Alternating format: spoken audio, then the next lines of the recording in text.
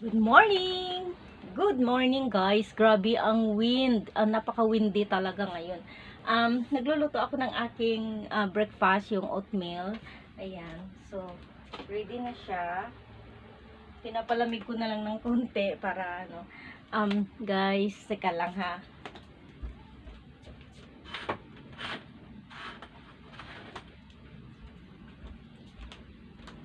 Kahapon, nagyaya na naman ang aking asawa, tara labas tayo, mag-drive tayo. Sabi ko, saan tayo pupunta? Basta. Guys, alam mo ba ginawa?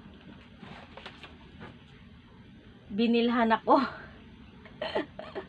Sabi ko, wag na kasi mahal. $29 guys. $29. Oh my God. Sabi ko, wag na, mahal. Maghanap na lang tayo ng seeds niyan. Nakahanap ako sa eBay.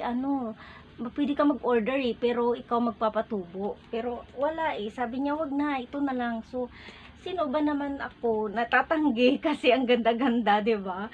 So, yan. Tapos, alam mo naman tayo, mahilig tayo magpatubo-tubo. So, kumuha na naman ako ng isang puno at pinatubo ko na naman sa tubig.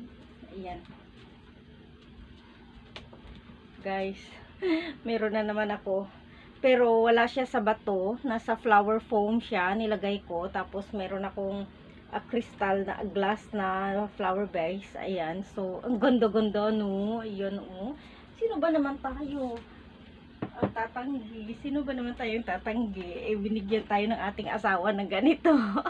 At least buhay na buhay siya. 'Di ba? Hindi siya yung basta lang pag nag-dry tapo na. So ito ang binigay sa akin. Napakaganda guys. Red anthurium. Ayan lang. Share ko lang. Ang saya-saya ko. Sabi ko, ba't na lang? Buto lang sana. Seeds ba? Yun lang. Bye.